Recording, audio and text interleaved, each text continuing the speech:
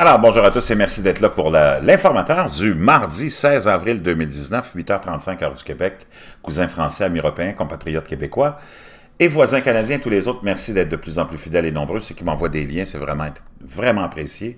Et des commentaires aussi, même quand ils vont à l'encontre du point de vue que je présente, ça fait vraiment mon affaire parce qu'on peut enclencher un débat.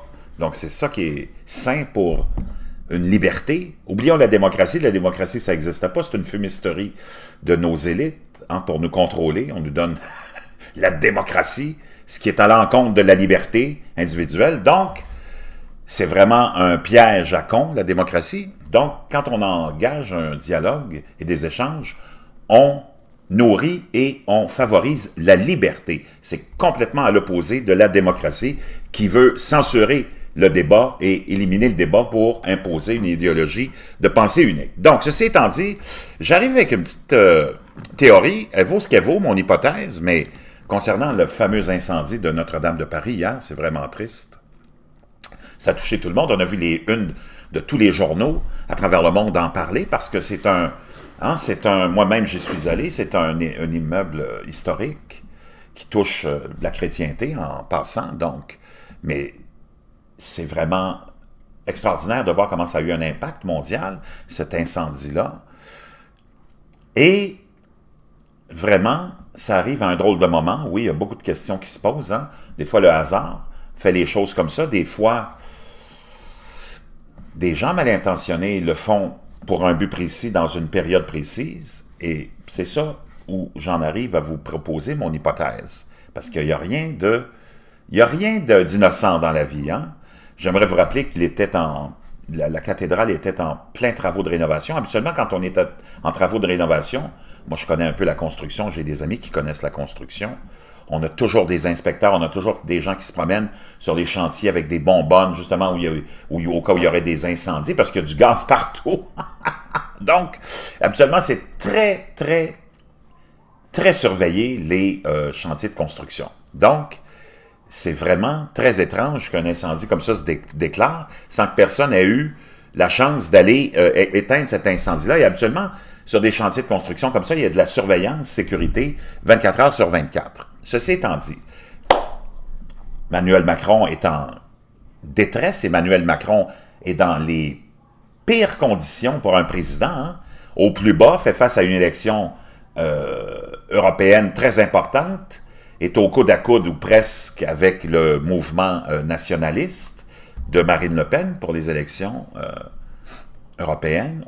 À l'intérieur du pays, il fait face à une vingtaine de semaines et plus de manifestations hebdomadaires, de pression énorme. Il sort d'un grand débat national qui n'a rien donné, qui a accouché d'une souris.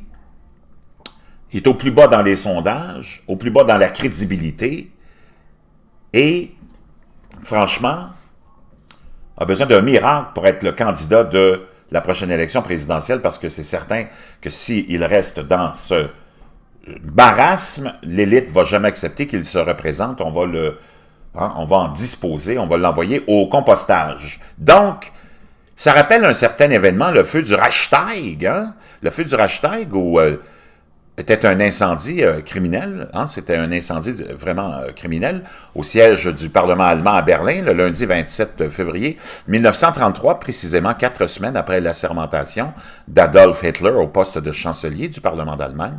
Le gouvernement hitlérien a déclaré que Marinus van der Lubbe, un conseiller communiste néerlandais, a été retrouvé près du bâtiment et ils ont attribué le feu à des agitateurs communistes en général, bien qu'un tribunal allemand ait décidé plus tard que l'année où Van der Lubbe cette année-là, que Van der Lubbe avait agi seul, comme il le prétendait. Après l'incendie, le décret d'incendie du Reichstag a été adopté et le parti nazi a utilisé l'incendie comme prétexte pour comploter contre le gouvernement allemand, qu'on avait un complot, envers le gouvernement allemand par les communistes. Cet événement est considéré comme crucial pour l'établissement de l'Allemagne nazie.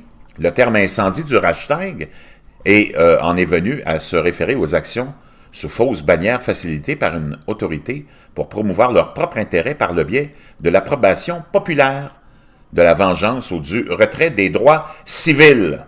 Donc, ça nous ramène à notre incendie d'hier, hein, majeur, à la cathédrale, vraiment d'une tristesse à mourir. Est-ce que ça aurait pu être commandé? On le sait, nos dirigeants sont là placés, hein? C'est pas nous qui les élisons.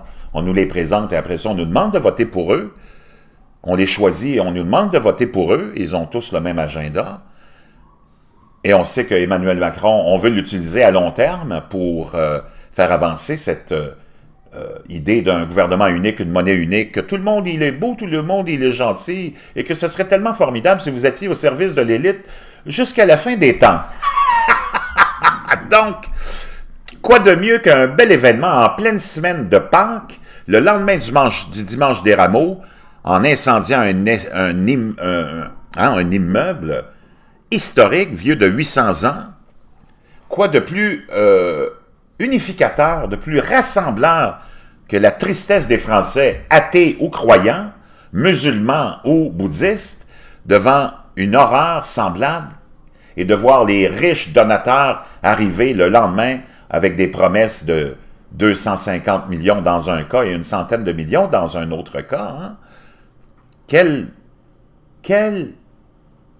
événement unificateur dans une France en plein éclatement social, politique et économique et financier, quelques semaines à peine avant une élection majeure qui va déterminer vraiment de la direction de l'Europe, est-ce qu'elle va être gérée par des eurosceptiques ou non? Quel événement unificateur que de voir Emmanuel Macron, un athée, un président qui a déjà dit « Il n'y a aucune culture française, ça n'existe pas », venir pleurnicher sa tristesse devant cet événement-là. Et on va sûrement, naturellement, le narratif des médias va changer maintenant. Hein? On va vraiment, pendant des jours et des jours, peut-être des semaines, parler, analyser cet événement-là, cet incendie majeur. Et ma foi, ça peut servir qu'une seule personne, ça. Ça peut servir Emmanuel Macron. Ça ne peut que servir Emmanuel Macron, l'establishment, le mouvement En Marche, et tous ces grands dirigeants qui maintenant peuvent enlever la pression sur Emmanuel Macron, enlever la pression sur ses mouvements. J'ai hâte de voir ce que ça va donner samedi prochain.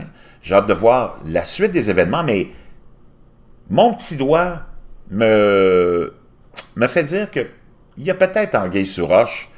Ça n'a rien à voir avec l'islamisation, ça n'a rien à voir avec les musulmans, ça a tout à voir avec l'élite qui vient de trouver, en tout cas, si ce n'est pas eux autres qui l'ont initié, c'est certains qui vont l'utiliser. C'est incroyable. Je vous reviens, chers amis.